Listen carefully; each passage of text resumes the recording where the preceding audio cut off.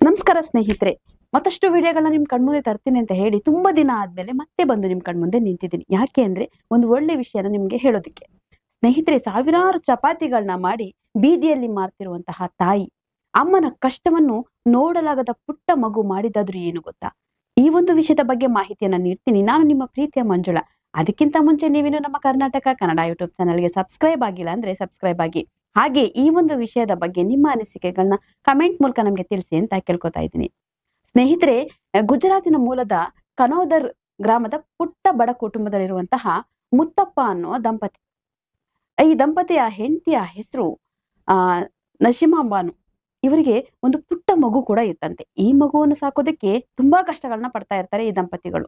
ಅಷ್ಟೇ ಅಲ್ಲ, ಒಂದು ವಜ್ರ ಅನ್ನೋ ಕಂಪನಿಯಲ್ಲಿ ಕೆಲಸ ಮಾಡಿ, ಜೊತೆಗೆ ಒಂದು 200 ಕಿಲೋಮೀಟರ್ ದೂರ ಹೋಗಿ ಗೋಧಿ ಹಿಟ್ಟನ್ನ ತಂದು ಚಪಾತಿಗೆ ಮಿದ್ದಿಟ್ಟು ಮತ್ತೆ ಚಪಾತಿಯನ್ನ ಮಾಡಿ ಪ್ಯಾಕ್ಗಳನ್ನ ಮಾಡಿ ಗಲ್ಲಿಗಳಿಗೆ ಮನೆ ಮನೆಗೆ ಕೊಟ್ಟು ತನ್ನ ಮಗುವನ್ನು ಸಾಕ್ತಾ ಇದ್ರಂತೆ. ಆದ್ರೆ ಅದೇ ಒಂದು ಊರಿನಲ್ಲಿ ಗ್ರಾಮದಲ್ಲಿ ಏನೋ ಒಂದು ಸಮಸ್ಯೆ ಆದಾಗ ಅಲ್ಲಿಗೆ ಒಬ್ಬ ಅಧಿಕಾರಿಗಳು ಬರ್ತಾರಂತೆ. ಆ ಅಧಿಕಾರಿಗಳನ್ನ ನೋಡಿದಂತಹ ಈ ದಂಪತಿಗಳ ಮಗು, ಯಾಕೆ ಇಷ್ಟು ಅಧಿಕಾರಿಗೆ ಸುತ್ತ ಪೊಲೀಸ್ ಅವರಿದ್ದಾರೆ, ಮತ್ತೆ ಅವರ ಒಂದು ಸೆಕ್ಯೂರಿಟಿ ಆಗಿದ್ದಾರೆ, ಇಷ್ಟು ಜನ ಇದ್ದಾರೆ, ನಾನು ಯಾಕೆ ಒಂದು ದೊಡ್ಡ ಅಧಿಕಾರಿ ಆಗ್ಬಾರ್ದು ಅನ್ನೋಂತ ಒಂದು ಒಂದು ಒಂದು ಯೋಚನೆ ಆ ಮಗುವಲ್ಲಿ ಬರುತ್ತಂತೆ. ಆದ್ರೆ ಈ ಕಡೆ ತಂದೆ ತಾಯಿಗೂ ಅದೇ ಆಸೆ, ನಮ್ಮ ಮಗನನ್ನ ನಾವು ಕಷ್ಟಪಡ್ತಾರ ನಮ್ಮ ಮಗ ಕಷ್ಟ ಪಡಬಾರ್ದು, ಒಂದು ಉನ್ನತ ಅಧಿಕಾರಿ ಆಗ್ಬೇಕು, ಅವ್ನ ಜೀವನವನ್ನ ಅವ್ನು ರೂಪಿಸ್ಕೋಬೇಕು ಅನ್ನೋ ಆಸೆ ಇಟ್ಕೊಂಡಿದ್ದಂತಹ ಅಪ್ಪ ಅಮ್ಮ ತಾವೆಷ್ಟೇ ಕಷ್ಟಪಟ್ರು ಮಗನ ಜೀವನ ರೂಪಿಸೋದಕ್ಕೆ ತನ್ನ ಮಗನ ಮುಂದೆ ಯಾವ್ದನ್ನು ತೋರ್ಸ್ಕೊತಾ ಇರ್ಲಿಲ್ವಂತೆ.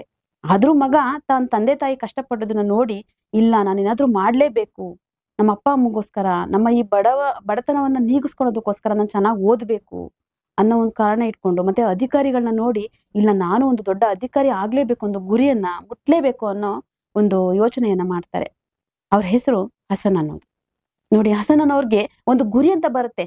ನಾನು ಅಧಿಕಾರಿ ಆಗ್ಲೇಬೇಕು ಅಂತ ಆ ಗುರಿನ ಮುಂದೆ ಇಟ್ಕೊಂಡು ಅಪ್ಪ ಅಮ್ಮನ ಒಂದು ಬಡತನವನ್ನ ನೋಡಿ ಬೆಳೆದಂತಹ ಇವರು ಒಂದು ದಿನ ಬೆಳೆದು 22 ವರ್ಷಕ್ಕೆ IPS ಅಧಿಕಾರಿ ಪರೀಕ್ಷೆಯನ್ನ ಬರೀತಾರೆ. ಅಂದ್ರೆ ಈ ಪರೀಕ್ಷೆ ಬರೆಯುವಾಗ ಅವ್ರಿಗೆ ಅಪಘಾತ ಕೂಡ ಆಗತ್ತೆ.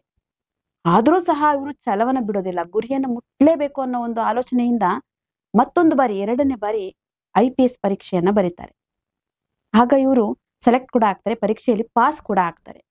ಆದ್ರೆ ಈ ಪರೀಕ್ಷೆಗೆ ಮುನ್ನ ಹಣಕಾಸಿನ ವ್ಯವಸ್ಥೆಯನ್ನ ತಮ್ಮ ಹೈಸ್ಕೂಲ್ ಶಿಕ್ಷಕರು 80,000 ಕೊಟ್ಟು ಮೊದಲನೇ ಹೆಜ್ಜೆಗೆ ದಾರಿ ಹಾಕ್ತಾರೆ.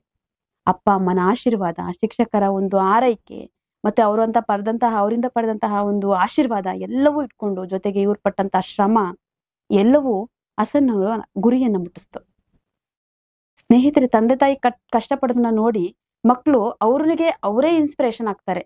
ನಮ್ಮ ಮಕ್ಕಳು ಅಂತ ನಮ್ಮನ್ನ ಸಾಕ್ತಾ ಇದ್ದಾರೆ, ನಾವು ಅವ್ರಿಗೆ ಏನಾದ್ರು ಮಾಡ್ಬೇಕು, ಅಥವಾ ನಾವು ನಮ್ ಗುರಿನ ಮುಟ್ಲೇಬೇಕು ಅನ್ನೋ ಛಲ ಇದ್ದವರು ಹೀಗೆ ಒಂದಲ್ಲ ಒಂದು ದಿನ ಅವ್ರ ಗುರಿನ ಮುಟ್ತಾರೆ.